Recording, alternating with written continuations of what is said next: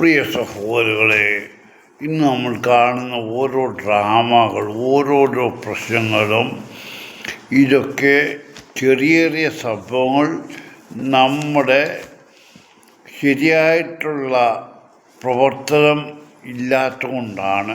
അതായത് കന്യാസ്ത്രീകൾ നിരപരാധികളാണ് എന്ന് ചാൾസ് കറിയ പറയുന്നത് തീർച്ചയാണ്. കന്യാസ്ത്രീകൾ നിരപരാധികൾ. കന്യാസ്ത്രീകൾ എവിടെ നിന്നുള്ളതാണ്? കത്തോലിക്ക സഭയിൽ നിന്നുള്ളതാണ്. അപ്പോൾ ഞാൻ ചോദിക്കുന്നത്, നിങ്ങൾ കത്തോലിക്ക സഭയിൽ ജോലിക്ക് ആദ്യം എവിടെ നിന്ന് വേണമെങ്കിൽ കൊണ്ടുവന്നു? ഏതെങ്കിലും ഏജൻസി മുഖേനയാണോ? അല്ല. നിങ്ങൾ പേപ്പറിൽ പരസ്യം ചെയ്തോ? ഇല്ല.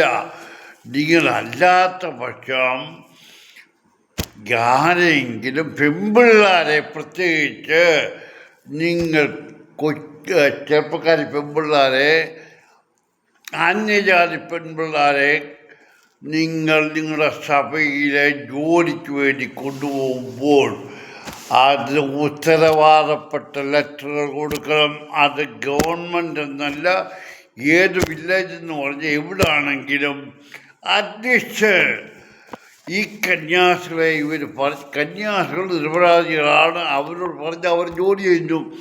അവരോട് പറയുന്ന എല്ലാ ജോലികളും അവർ ചെയ്യുന്നുണ്ടെന്ന് മനസ്സിലാക്കി കത്തോലിക്ക സഭയിൽ.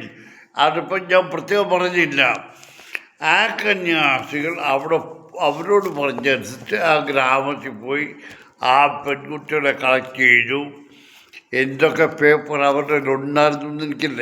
എന്നാൽ നിയമപരമായിട്ട് ആണോ ആ പെൺകുട്ടികളെ നിങ്ങൾ അങ്ങനെ കൊണ്ടുപോകുന്നത്? എന്താ നിയമം അതിനകത്തുള്ളത്? അറ്റ്ലീസ്റ്റ് നിങ്ങൾ ആ അടുത്തുള്ള ആ വില്ലേജിലെ അല്ലെ അടുത്തുള്ള സ്റ്റേഷനിൽ പോലീസിൽ ചെന്ന് ഈ പെൺകുട്ടികളെ കൊണ്ട് ചെന്നിട്ട് ആ പെൺകുട്ടികളെ മാതാപിതാക്കന്മാരുടെ സമ്മതപ്രകാരം ഈ പെൺകുട്ടികളെ ഞങ്ങൾ ജോലിക്ക് കൊണ്ടുപോകുന്നു. അവിടെ അപ്പം മതപരിവർത്തനം മറ്റൊരു കുന്തം ഉണ്ടാകുന്നില്ല. നിങ്ങൾ മതപരിവർത്തനം എവിടെ എപ്പോഴാണ് നടത്തുന്നത്? ആദ്യം നിങ്ങൾ ജോലിക്ക് കൊണ്ടുപോയെടുത്തോണ്ട് അത് കഴിഞ്ഞിട്ട് അവരെ മതപരിവർത്തനം ചെയ്യും. ഇല്ല എന്ന് നിങ്ങൾക്ക് കത്തോലിക്കയ്ക്ക് പറയാൻ ഒക്കുമോ? എനിക്ക് അനുഭവമുള്ളതാണ്. ഞാൻ ഉദാഹരണം വേണം തരാം. പിന്നെ കിണുങ്ങള പറയാതെ നിങ്ങളെ പാമ്പ്ലാനി ഇന്നലെ ഒരു വലിയ വിവാദം പ്രസംഗം നടത്തി. അതൊക്കെ വർഗീയത ശത്രുക്കളെ ഉണ്ടാക്കാനായിട്ടാണ്.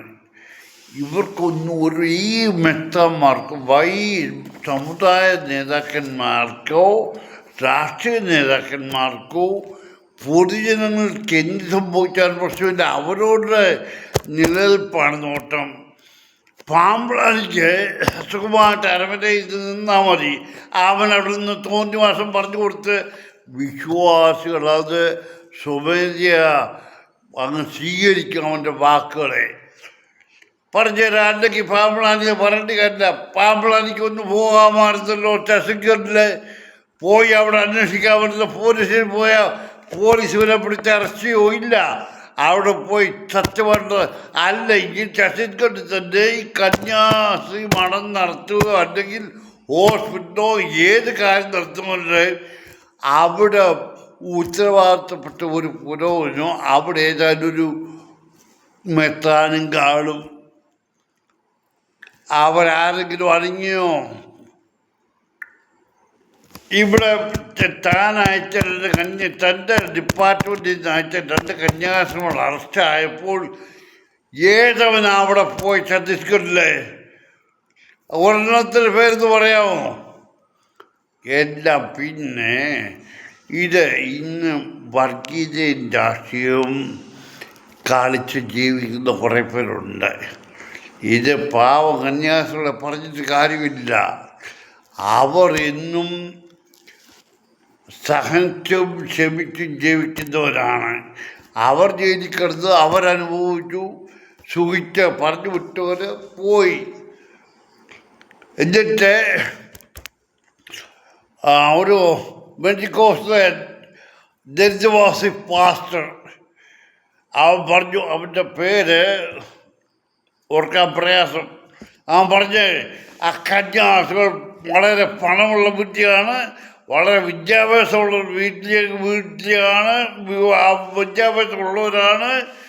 അല്ല, അവർക്ക് ഇതിൻ്റെ ഒന്നും ആവശ്യമില്ല. പക്ഷേ അവർ സ്വമേധ ഈ ആത്മീയ സേവനത്തിന് അംഗീകരിച്ചവരാണ്. ആ കോന്തനോട് ഞാൻ ചോദിക്കുന്നു, ദയാഭായി എന്നൊരു സ്ത്രീയെ നിങ്ങൾ കേട്ടിട്ടുണ്ടോ? ആ സ്ത്രീയെ ഇതുവരെ ആരും പോലീസ് അറസ്റ്റ് ചെയ്തോ? അവരിന്നും ആദിവാസ ഗോത്രത്തിൻ്റെ കൂടെ ജീവിച്ച് അവർക്ക് വേണ്ടി ഓരോന്ന് ചെയ്തുകൊണ്ടിരിക്കുക. എന്തുകൊണ്ട് കത്തോലിക്ക സഭയുടെ കന്യാസിമാർ മാത്രം ഇങ്ങനെ അറസ്റ്റ് ചെയ്യപ്പെട്ടു? നിങ്ങൾ മറ്റുള്ളവരെ വിഡ്ഢികളാക്കാൻ നോക്കരുത്. ഷാജസ്കറിയാണെങ്കിലും ആരാണ്, കത്തോലിക്ക സഭയിലെ ബിഷപ്പ് പ്രാമ്പ്ലാനിയാണെങ്കിലും എല്ലാ ബിഷപ്പുമാരും കത്തോലിക്ക സഭയിലെ എനിക്കറിയാം. കള്ളന് കഞ്ഞി വെച്ചവന്മാർ. ഓർത്തോഫീസ് സഭയിലെ കാതോലിക്ക എന്ന് പറഞ്ഞു കന്യാസ്ത്രീകളെ വിട്ടപ്പോൾ വളരെ ആശ്വാസം. അത് ഏതോ എന്നൊരു വാക്കൂടെ പറഞ്ഞു, അത് ഞാൻ നോക്കിയില്ല.